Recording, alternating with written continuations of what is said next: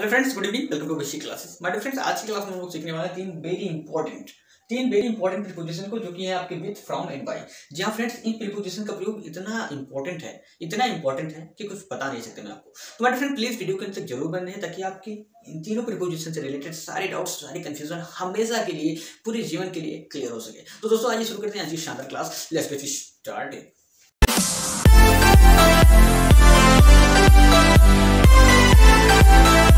But friends, हमारा पहला preposition है विथ। भैया, ये विथ का पहला रूल है। इसके बाद हम सेकंड रूल भी देखेंगे विथ का। यहाँ पर देखिए, जिसका मतलब होता है से। अब हम विथ का प्रयोग कब करते हैं?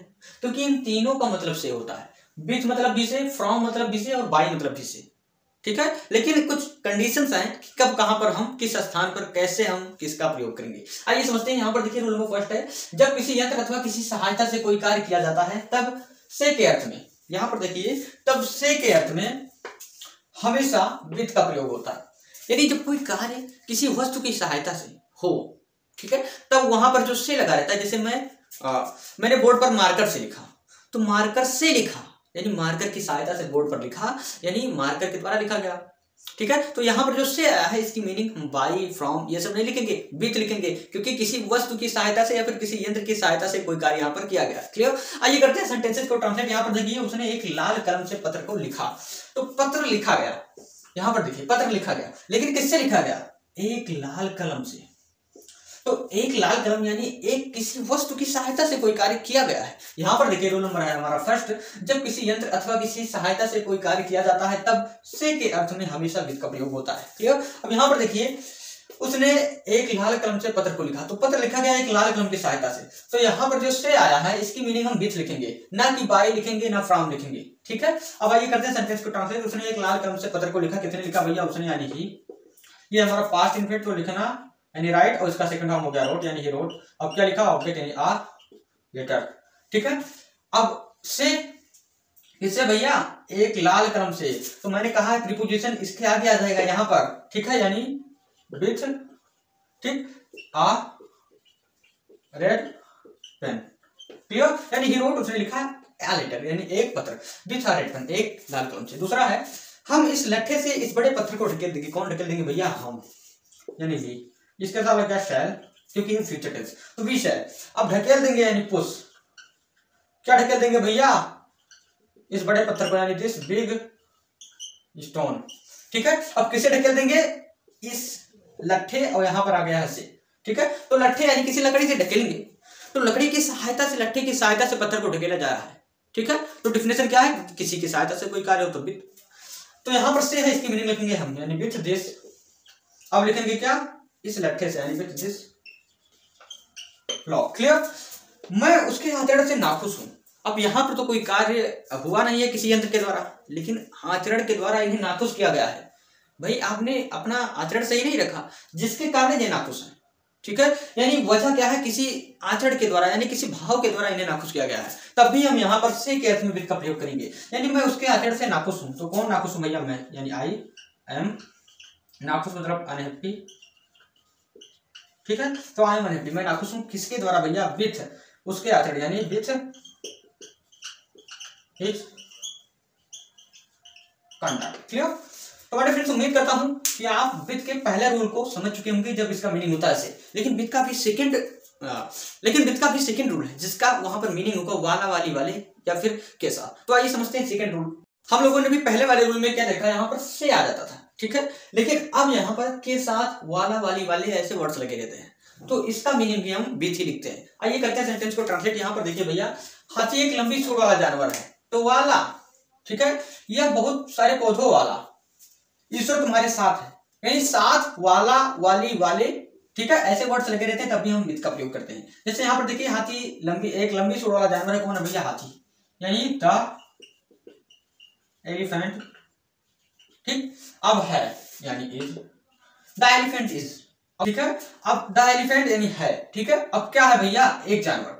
ठीक है, यहाँ पर जानवर, यानी द एलिफेंट इज एन, ठीक है, एनिमल। अब बचा क्या? एक लंबी सूंड वाला, तो यहां पर हम लिख देंगे भैया वाला, वाली की अंग्रेजी विथ। इसके आगे लग गया यहां पर विथ आ लॉन्ग ट्रंक, यानी विथ आ लॉन्ग ट्रंक।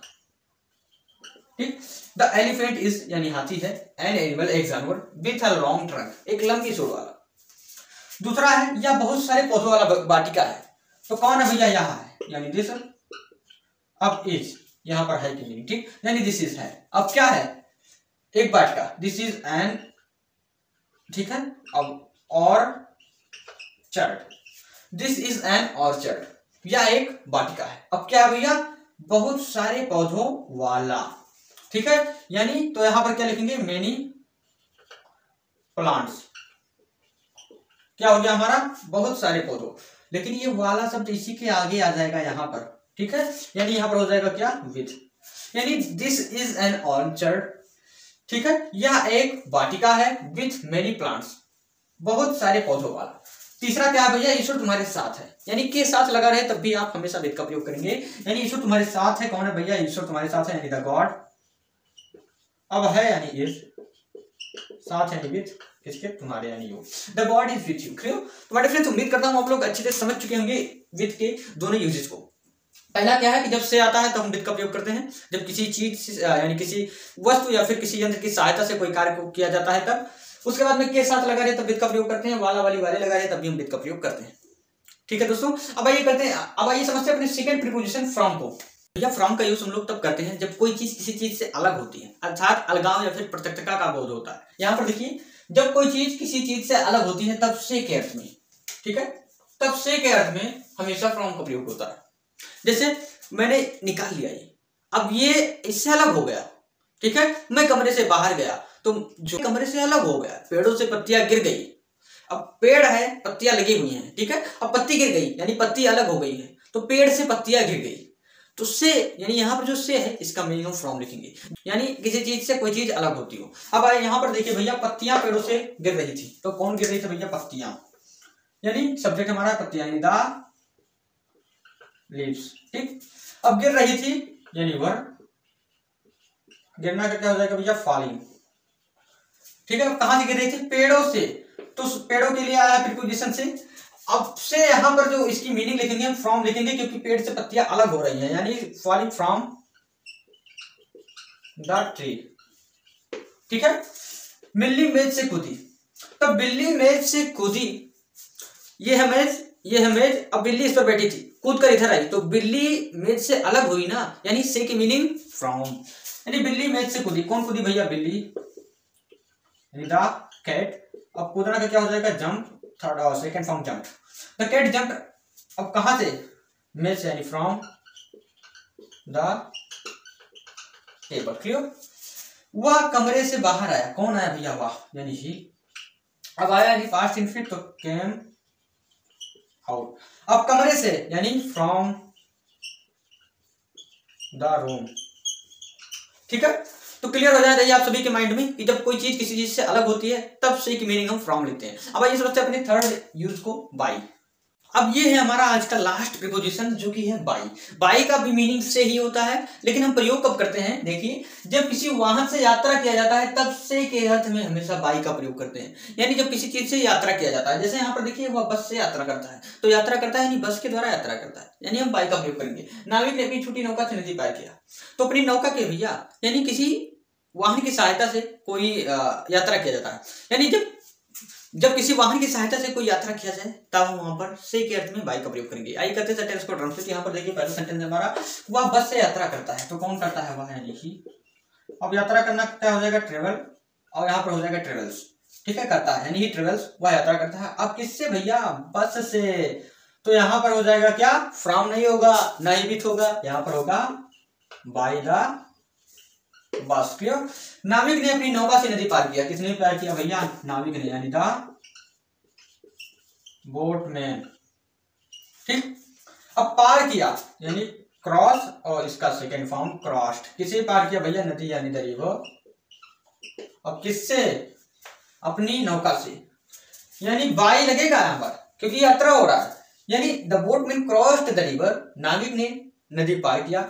अब भैया बाई यानी से, अपनी नौका से, यानी बाई हिज बोट। क्लियर। मैं साइकिल से विद्यालय जाता हूँ, कौन जाता है भैया, मैं, यानी आई। कहाँ जाता हूँ, विद्यालय, यानी आई गो टू स्कूल। अब किससे भैया, साइकिल से, यानी बाई द साइकिल।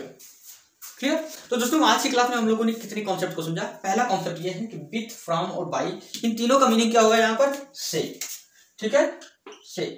लेकिन बात करते हैं विथ का, तो विथ का दो और मीनिंग होता है, क्या होता है, के साथ या फिर वाला, वाली, वाली। ठीक है। अब फ्रॉम का प्रयोग कब करते हैं, जब कोई चीज किसी चीज से अलग होती है तो हम वहां पर से के अर्थ में फ्रॉम का प्रयोग करते हैं।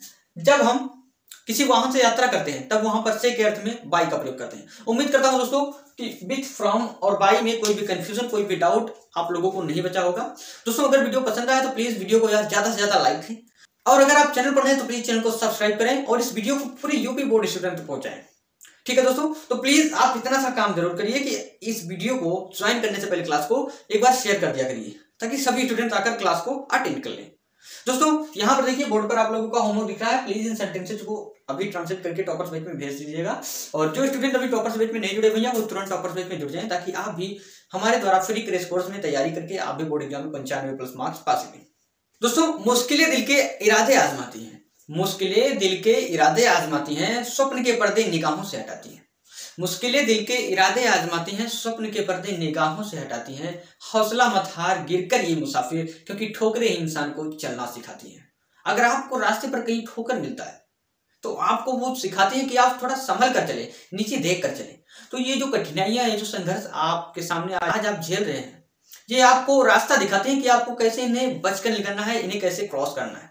क्लियर। तो हमारे फ्रेंड्स, आप संघर्ष से, कठिनाइयों से पीछे मत हटिए, मेहनत और लगन से अपनी बोर्ड एग्जाम की तैयारी करिए। तो दोस्तों मिलते हैं सुबह 7 बजे एक नए वीडियो के साथ। तब तक के लिए बने रहिए विशी क्लासेस फॉर इंग्लिश के साथ और करते रहिए अपने बोर्ड एग्जाम की तैयारियां। सी यू टुमारो, गुड नाइट।